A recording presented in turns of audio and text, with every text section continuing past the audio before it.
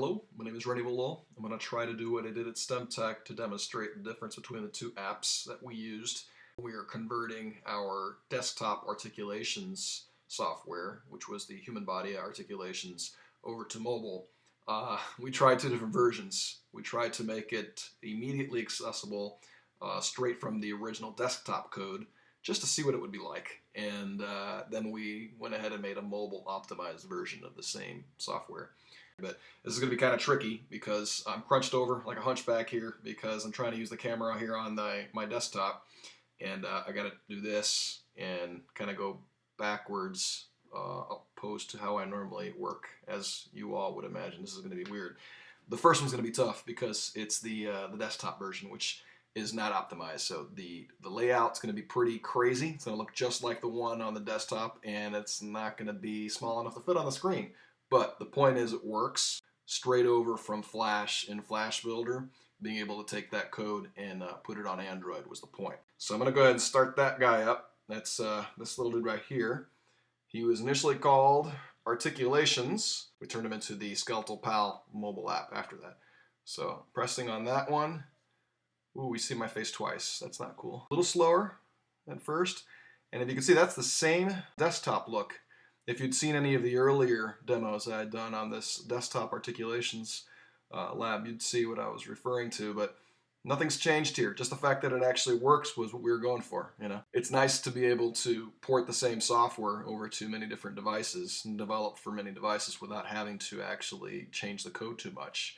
And this is what we achieved with this one in Flash Builder. But as you can see here, we have the same layout. We have the instructions, hard to read there, a little blurry, but that's so that it doesn't get too bright and jump out at your face. The buttons down below are the same. I'm not going to even try that. Let's just go ahead and click on Bones. So the Bones loads up same way. Drag and drop is similar. Ooh, I lucked out. I actually have the two bones I need right at my fingertips if I can do this backwards. Ooh, and luckily I've become a musician lately, so this shouldn't be as hard to separate my brain into two pieces here. Do this backwards.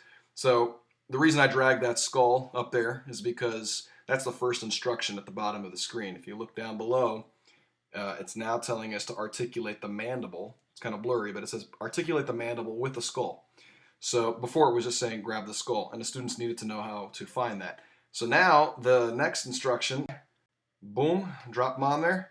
Great. Being able to navigate this is ridiculous on mobile. Words are too small. Text on the buttons is not legible, not just because it's blurry, but also because it's the same desktop layout. Things like scroll bars and tabs with small hit spots, not appropriate for mobile. So you wouldn't want to use all of these desktop navigational elements. Like I'm going to try this guy here. Oh, I actually caught it. That's impressive. But normally that's really tough to do. It's a small area. You don't want to have folks trying to navigate hunt and pick on desktop navigation. I'm going to go ahead and connect these two guys real quick just to show you that in fact it does connect the same way. But another part of the mobile desktop conversion that is not good in terms of its layout is the fact that you can't even see the feedback. You connected the two pieces and it says correct down there, but to be able to see the virtual professor on this, we would have to do something like that, rotate, and it doesn't lay it out correctly. And on top of that, to be able to see the virtual professor, I'd have to actually grab the bottom here and scroll. I said scroll. Come on. At least this is driving home the point, ladies and gentlemen. You don't want to use straight desktop conversions. There we go. Kinda. Almost there. Running out of ad-lib, and my back is killing me. But I had to scroll all the way to the right to be able to see that virtual professor. Let's rotate it the other way. The feedback that the students would have learned about what they achieved down there, which basically just explains the two bones that connected and why they connect there and all that kind of good stuff.